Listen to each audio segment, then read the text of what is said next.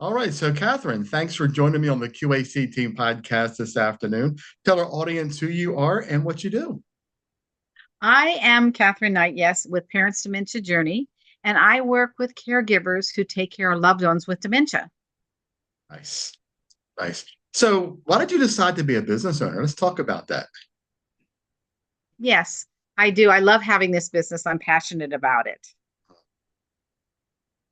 So with our business, what we do is we have a program that works with those caregivers, or as we call them, care heroes, with those care heroes that are overwhelmed and frustrated, and they feel like they're pulling their hair out, and take them to where they're calm and confident. And the reason for that is there's such a high stress level when you take care of a loved one with dementia. And then we work with you with steps and tools and techniques that take you over to the other side. And that other Yeah. side we're saying is calm and confident. And we've successfully done that with hundreds of care heroes because you're not meant to be stressed all the time. It's no Yeah. fun. You don't sleep. You're grumpy with everyone. We don't want that for you. Yeah. Yeah. I know I have some friends of mine who have experienced losing some loved ones to dementia, and it's not fun. They talk about the process that they go through, with trying to handle, their life plus handling their loved one's life, and it's a challenge. Why did you choose this industry? Let's talk a little bit about, the process of when you started, you Yeah. know, with the dementia and how this process worked into your business. Yeah. What happened was about, 7 years ago, my mom called me and she said, "Honey, I need help with my finances." I said, "What do you mean your finances? You are like a master at finances." Okay, let me come down. I get down there 13 minutes later and she says, "What are you doing here?" Wait a minute. You asked me to come here, didn't you? Or am I crazy? I don't know. And I started seeing Wow. little signs. So I went Yeah. to sign up as her advocate for her health care, and she forgot we had the meeting. So I got her there. We got it taken care of. We take her to lunch. She forgot her friend. She was supposed to go to lunch with a friend. So it's step by step. We were starting to see steps. And then all of a sudden, I was at a meeting. I used to be a I worked with international students and I helped them fit into the United States and go to school in America. And I was at a meeting and I was coming home and I got a call and I was in a lot of traffic merging three highways into one, and it's just you're not moving anywhere, you're not going anywhere. So my phone rings and it's my nephew and he said, "Aunt Catherine, grandma's talking funny." And I said, "Well, let me talk to her." Mhm. He gives the phone to her, she gives it. I couldn't understand her. I said, "Give the phone back to Josh. Josh, call 911 now. Hang up the phone, call 911 now." He did. And I'm sitting there in the car going 1 inch at a time, 1 inch at a time. It's a beautiful sunny day, but I can't go anywhere. And I'm frantic. A drive that normally takes about 15 minutes took me an hour and a half. Oh, I wow. get to the hospital and I walk in, and my mom looks at me and she doesn't have any idea who I am. Yeah. Like, doesn't know my daughter, my son, me. My husband walks in, she knew him. And I thought, well, wait a minute. She gave birth to me. How could she not know me? But she knows my husband. Okay, that's not fair. Right. But Yeah. that's how it all started out. And then the doctor said she could no longer live on her own. She had to have somebody live with her, go Yeah. into assisted living, or have some live with someone who loves her. So we took her in. And then seeing that at that point you think you're getting somebody a little bit older, it's okay. We can deal with this, no Yeah. problem. She was the matriarch of the family. Okay. And oh no, it wasn't that way. It wasn't that way. Quickly did we find that it was a total different life that we expected when we had mom there. Hmm. And those changes, and I started looking at every book I could read, looking at any videos I could watch. And then I started interviewing caregivers who take care of loved ones with dementia. I interviewed over 200 of them, and I had all these notes of what to do and what not to do. And then COVID struck. Yeah. And I thought, well, what am I going to do now? So I wrote a book, Parents Dementia Journey, the Caregiver's Guide from Chaos to Calm. I wrote that book to try because I thought part of my job was to help other people figure out their problems and solve them. So I thought I'm solving my problems. So I started doing that. I did the book. It sold very, very well. And then I thought, well, wait a minute. Sometimes I don't have time to read. What if I could do videos and I could help them that way, or Zoom calls? And that's how Parents Dementia Journey came about, is in because we found that it's a global issue. It's all over the world and it's Yes. growing exponentially. And Yeah. we've got to get the support for the care heroes. That's who needs it, because if they're calm, their loved ones can be calm. Right. And that's really the basis of it, is getting the care hero calm so their loved one is calm. Right. So you pretty much train people to be care heroes. Well, it's the families. The families, usually in a family, even like a friend of mine who was one of 8 children, she was the youngest daughter. Pretty often it's the youngest daughter who takes on the responsibility. Not Oh always. wow. Yeah. I had one of my third client was a gentleman. It was him and his brother and his father taking care of the mother. And even though it's a family of 2 sons and a father, they still feel alone. And that's what we were able to give him, is yes, the tools and techniques, but also the chance to no longer feel alone. Yeah. That made a huge difference in his life. And he said it helped with his mom. His mom was happy that he was happier. Right. That's amazing. So what were some of the challenges that you faced, from the time that you realized that your mom was dealing with this to you got this business model you working on, and now what are the challenges that led up to you creating this business and getting it going to where it's at today? Well, the challenge is learning how to do videos, learning how to get out to people. I mean, Yeah. for me, I'm an accountant. I have an accounting background. Oh wow. I do numbers, and then they're saying, "Oh, you have to go and you have to do videos." Are you kidding me? No way. And I've slowly over the years gotten more comfortable with it. But in the beginning, I was terrified. I can imagine. So let's talk a little bit about the process, right? So, Mhm. I'm gonna get into, how to contact you and reach out to you, but tell us a little bit the process. So I have someone I know has dementia. What does that process look like when I reach out to you? Well, the process, what I did was first I started doing videos, and then put a course together, and then I started working to put the program together that I have. And now what I did was I was working with Angel Trucy and Jamie Atkinson. They're wonderful. And that what they did was they said, Catherine, you got to start working on podcasts. You got to do your own podcast, and you got to get on other podcasts, and you got to get your business out there. And that has been a process for me to learn. Absolutely.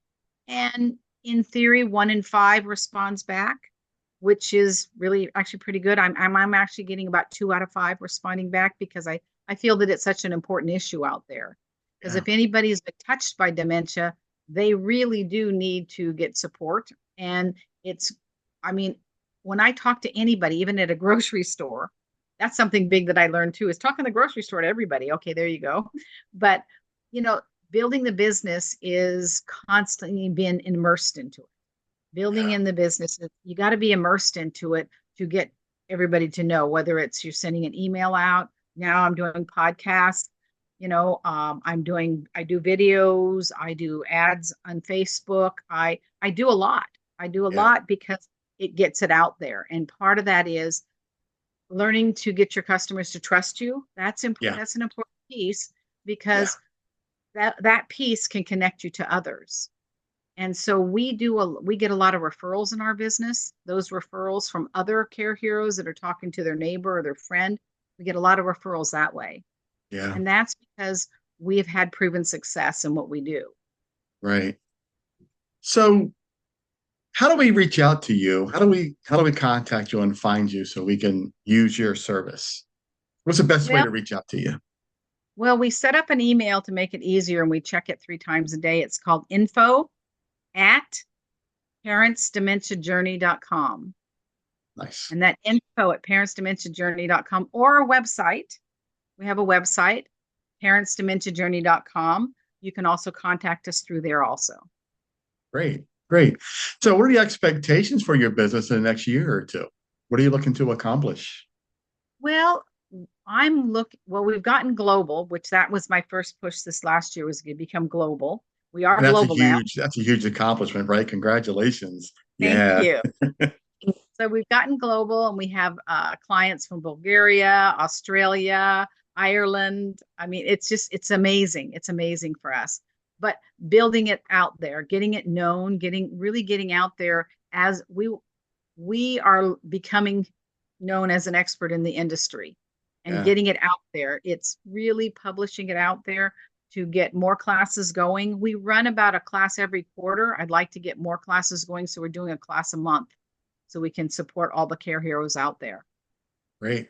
So if we wanted to join a class, we just reach out, check your website, reach out to you via email, and we can register to join in. Yeah, they absolutely can. And we would walk them through it because in our program, we have a self-paced uh, class that they can take with modules in it. We have weekly Zoom calls and we have monthly one-on-one calls. And we do that because we don't want to get too big because we want to make sure that we can hold their hand through the process. That's Yeah. so important because if we can hold your hand, it's going to make it a lot easier. Yeah, that was my next question was going to be you mentioned it about the one-on-one. I think wouldn't a lot of people like one-on-one a little more than the group sessions and so you can kind of guide them and lead them and help them right through the process. Well, that's the thing. I mean, in dementia, we say they all have the same problem, they all have individual problems. So Yeah. it's both ways. And so we've got to handle that with the one-on-ones. Absolutely. We want to make sure, my first call with somebody is tell me your biggest challenge. 9 out of 10, it's hygiene. It's hygiene. It's just so much because our loved ones with dementia don't think they need a shower, or I had one yesterday and they didn't really have one, and they're starting to smell. Getting them, we have a lot of tools and techniques, such as, a spa day for women, do their Yeah. nails, and then they're going to want to get a shower, get clean clothes on, and they're going to do things like that. That's an easy fix. That's a Yeah. very easy fix. But that's what we have is, with men. Oh, yeah, we had one, Kara called me crying her heart out and said, Dad won't take a shower and I don't know what to do, but he wants to go on a date. He wants to go to a Yeah. bar and go on a Oh, date. He was 93 years old.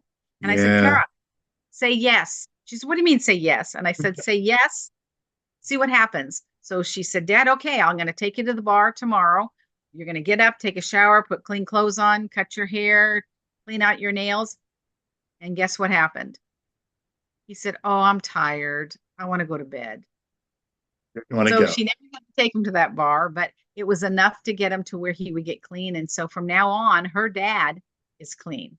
Yeah. That's So hygiene. that's a great story and a great, way to introduce your service and how things can go by just saying, look, hey, a simple yes, let's do this. And then it turns into like, hey, I'm tired. I just want to relax and enjoy what I'm doing here. It's amazing. And there is humor in dementia. There is humor in dementia. And you got to keep that in mind in the back of your mind. My husband says we live in a zoo. Yeah, we Yeah. do with a mother and mother-in-law with dementia. You never know what they're going to say tomorrow, but Right. roll. Yeah. Yeah. Yeah.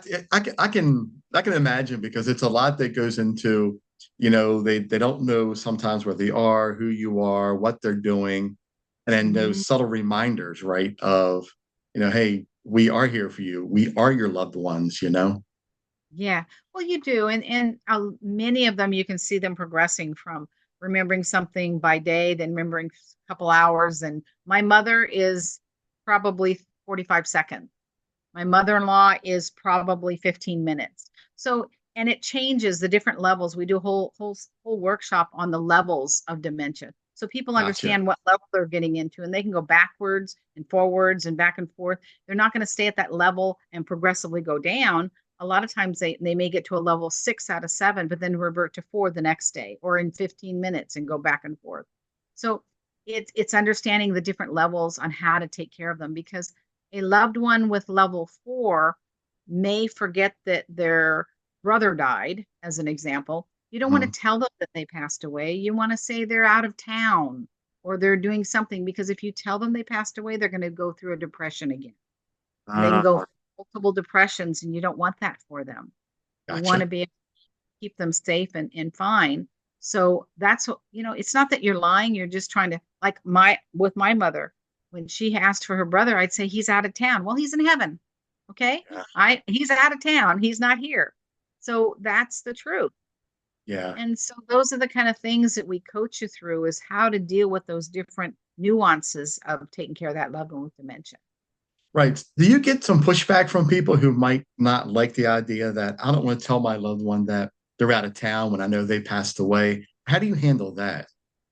Well, the pushback, we've had one person say, "Well, I'm not going to tell them the truth." I said, "But how much do you know?" The problem is you may hurt them.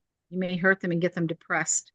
Now, they Yeah. may not remember in 15 minutes, but you're going to go over that over and over again. And you're welcome to do that. Absolutely. We're not telling you have to do that. We're suggesting it because we want to keep them happy and you happy. Yeah. Because stress level anks up from each other, and we want to keep that calm. So, have Gotcha. we gotten pushback? We offer it as a suggestion, not a hardcore process you have to do, but that it's a suggestion to make your life easier. And both lives easier, right? One for the person who's going through the loved one through dementia, and the one that you're trying to help deal with it. You want to try to find that common ground, right? Where you're looking at how do I help myself and help my loved one deal with this issue that we have, right? Well, it is, and you have to go through those issues. And one of the things we really one thing we push very hard is self-care. And that Yeah. self-care we explain to them is what happens if you get sick and you can't take care of them, who's going to take care of them? Will it be another family member who's going to be resentful? Will they go to assisted living? I don't know, but we Yeah. want to make sure that caregiver, care hero is taken care of, because they're the frontline person taking care of the loved one with dementia. Because usually, if you have somebody come in and say, "Okay, I'll take over for mom for 3 days," they're not going to get the full understanding of what taking care of a loved one with dementia is, because they can Yeah. perk up. They can perk up in a different environment. But if they're there 2 weeks, they're going to really understand what's going on with that loved one with dementia. Right. So is there a I guess a quick start how to guide to, hey, I need someone to come in and take care of my loved one for a day while I do something. Is there like something you do that's like a quick start how to care for a loved one with dementia? We do, and that we do have a video on, tag I'm it. Oh, Tag that's I'm it great. is starting to take over. And how do you move them into your house if you're going to move them into your house? One tip on that is make it look like their room. Put the same pictures. Get the pictures out of their old room and put them in their new room. Use the same comforter. Use the same bed, furniture if you can, because that's going to make them feel more secure in that room. Yeah. That Otherwise, you're going to be consistency, spending a lot right? of time trying to get them go. They want to go home, and you don't want that because it's more stressful. Absolutely, it's more stressful. Yeah. That's how you make the loved one with dementia feel more comfortable in your home. Right. Consistency, right? If you stay consistent with what they see and feel, you have a better chance at keeping them calm, right? Yes, Yeah. absolutely. That's great. Keep calm. Distractions are a wonderful piece. We also, when we interview our new care heroes, we talk about what is it their loved one with dementia, what did they do before they got dementia? Because there's Yeah. a lot of things we can do to help them do some of those things that they have mental awareness about it, not clearly, but they know. Like, we had a gentleman who was an engineer. We got him this one thing off of Amazon that he could screw it, he could put a key in it, he could turn it, he could twist it, and he was so happy and he could spend hours on that. Right. Kept them occupied, right? Yes, and it was wonderful, Yeah. and he was That's smiling great. and happy, and That's that's what we great. want for them. Now, for my mother, you give her a balloon, you throw the balloon at her, she pops it back at your head and she's laughing. She's That's happy. great. For a Yeah. balloon. Yeah. That's great. Catherine, thanks again. This has been a wonderful interview. I appreciate your time. Leave us with one thought with our audience today. One thought of what you want to leave her with. Well, what I would say is life is worth the fight. Yeah. Life is worth the fight. We need to do that in life. We need to take care of our loved ones. We need to take care of ourselves. Yeah. That's great. Appreciate that. Yeah. Well, Catherine, thanks again for coming on, spending time with me. It's been a pleasure. Love to hear the story. And thanks again for coming on the QACT podcast. Enjoy the rest of your evening. Thank you so much, Charles. I really enjoyed it. Thank you. And You're you have a welcome. wonderful evening yourself. Thank you so much. Take care. Thank you. Bye bye.